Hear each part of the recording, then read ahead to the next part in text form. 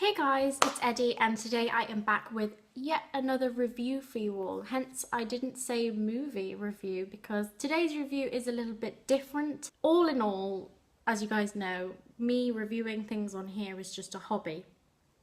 And I like to talk about things that I'm interested in, things that I've recently come into contact with, whether it be movies, TV shows, or something else. Hopefully, I'll do more TV shows soon because I'm in the middle of two very, very good TV shows. So, hopefully, I can give you my thoughts on them when I'm finished.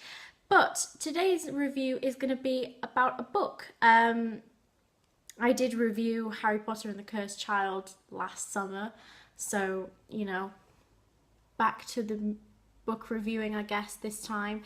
But I recently finished this book after a long time of reading it because I've been in between university for the past couple of months, and I got this book for my birthday, and I've kind of just been like going back and forth with it. But now that I'm home for the summer, I was finally able to finish it in its entirety, and it is The Life and Death of Peter Sellers, written by Roger Lewis. Now, as I've mentioned before, Peter Sellers is one of my absolute favourite actors. I love the majority of his films. I think he was an absolute genius when it came to comedy acting and acting in general. A lot of his serious performances were kind of looked over because obviously his popularity was in comedy, but all in all, he was just an undeniably fantastic actor. But I did know a little bit about his personal life and the fact that in real life he wasn't the nicest person, shall we say. He was a little bit of a diva, and he had some kind of, I guess, underlying mental issues that kind of just festered throughout his life until his untimely death of a heart attack in 1980. Now, I think that this book is super detailed. It's 1,000 pages, over 1,000 pages long, and it's clear from the depth of the detail that Lewis goes into in this biography that he is passionate about his subject. I mean, and what a fascinating subject. I had no idea that Peter Sellers was this interesting when I embarked upon reading this book. And Lewis tends to draw a couple of personal conclusions on Sellers. Sometimes it feels kind of like a very, very, very long essay. But it doesn't overly convince you. It doesn't work to try and sort of give you all the points of an argument and then try to make you come round to thinking that Peter Sellers was a certain type of person. Lewis draws his own sort of conclusions from what he's read and from the people he's spoken to about Peter Sellers, but the evidence is presented to you about this man, the anecdotes and his interviews with people that knew him, and his thoughts are given. Lewis's thoughts are given, but it isn't overbearing, so you can still sort of come to your own conclusion about this guy and what he was like and maybe why he was like the way he was. It's essay-like, but it's not totally in your face, overbearing, trying to constantly convince you that this was wrong with him. It gives you kind of a lot of leeway to draw some of your own conclusions as well, which is nice. It's thought-provoking. What I love about this is that it's packed with funny and shocking anecdotes that keep you turning the page until you reach that sort of 1,000 plus page end, and it just leaves you hungry for the next unbelievable antic that Sellers committed, because there are some absolutely hilarious things that occurred in his life and things that he did, and some that will just leave your mouth agape because you can't actually believe that this guy did what he did. Not necessarily in a bad way, but things like overdosing on Lemsip. I mean, yeah, it's just kind of leaves your mouth open because you just can't believe that this guy existed, I guess. But it's great. Now, the book begins chronologically, but eventually devolves into a more anecdotal, psychoanalytical trajectory and form of analysis, which I found interesting and refreshing because I think there's a tendency with a lot of biographies to just go from birth to death and everything in between.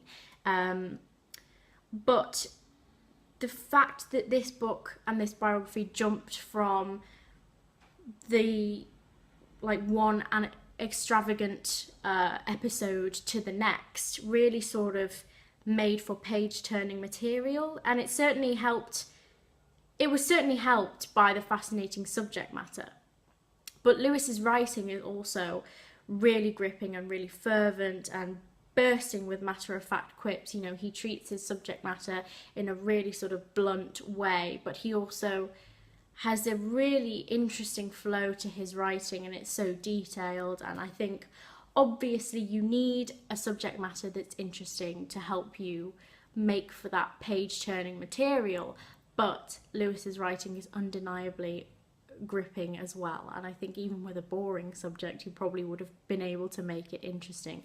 But of course Sellers isn't, and just the way that he presents this man's life and what this man did and his sort of attitude and analysis of Sellers as an actor is really interesting, even though he's kind of crucifying Sellers a little bit for all of those sort of terrible things he did in his life. I wouldn't say terrible, but more kind of, he was just a bit of a mess. So, you know, the way he treated his children and his family, Lewis crucifies him a little bit, but he also goes on to talk about his talent and analysing his movies, which I found really interesting, obviously being a movie fanatic. So I thought both of the elements, the sort of psychoanalytical element and the sort of cinematic element of the book, were great. Obviously, with a subject like Sellers, you think it's going to be funny, and it certainly was in parts. He was a comedy genius, but it was also very sad. It gives you, despite some of the conclusions drawn by Lewis, the space for interpretation. And it is clear that Sellers, though neither Lewis nor I, from reading this book, excuse his actions, was just not an okay person. And this book really brings that to light. And he was definitely something of a flawed genius as far as acting was concerned.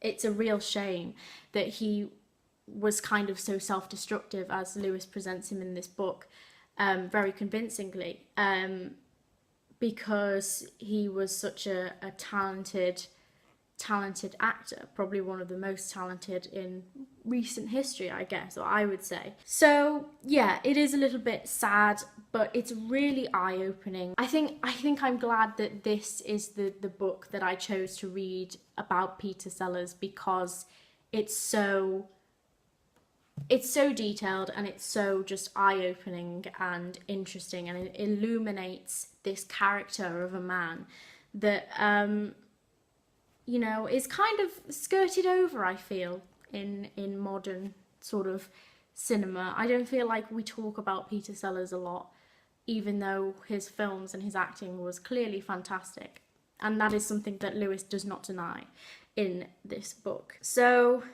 it was packed with gripping material, and despite its quite long length, I did not want this book to end. I was a little bit sad when I turned the final page, because it was so interesting, and I really, really loved reading it.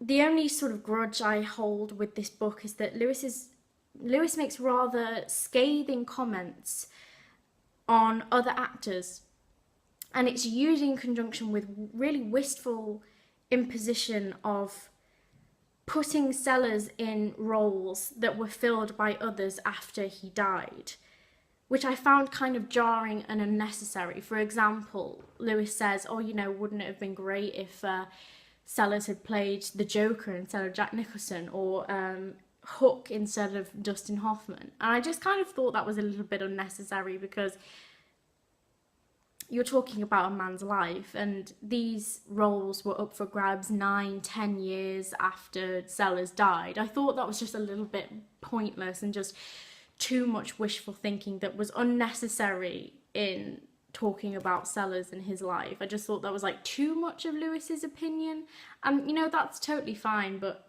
it was kind of, I felt like it was unrelated to the subject matter at hand, and it was just an excuse to sort of pull down really talented actors that did perfectly fine in other roles. I mean, Sellers died. What can we do?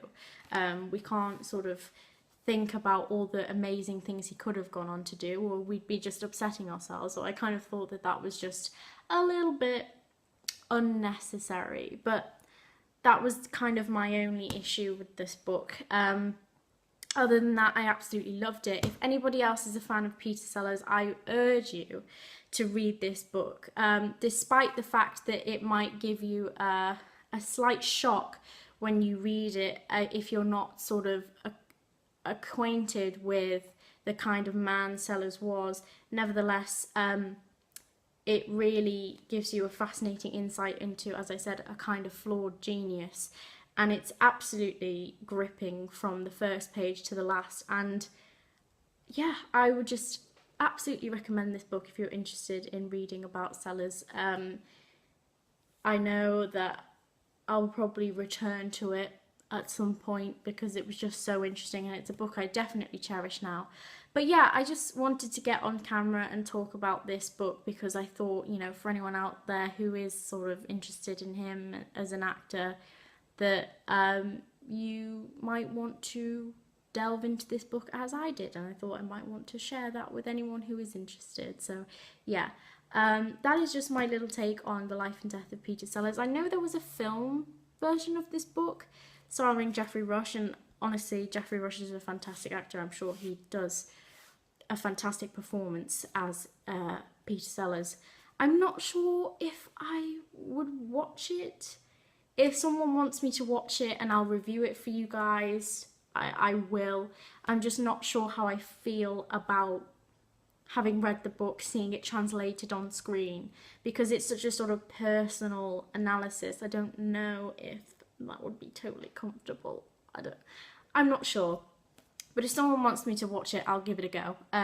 But that is it for now, guys. Hope you guys have enjoyed this kind of different review today, and I hope to see you either in the next one like this or my regular movie reviews. But yeah, that's it for now. Bye, guys.